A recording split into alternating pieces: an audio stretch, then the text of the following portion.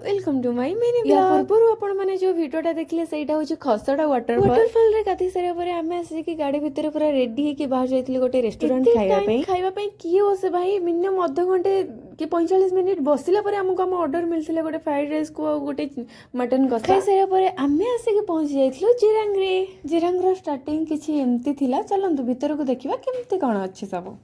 एटा जेहेतु बुद्धंकर एरिया तो ये केवल बुद्ध ही पूजा पाते तो ये आमको मना करते वीडियो बनवाक किंतु आम को मानिला छुआ लुचि चपेकी बुद्धंकर वीडियो कर देइछु।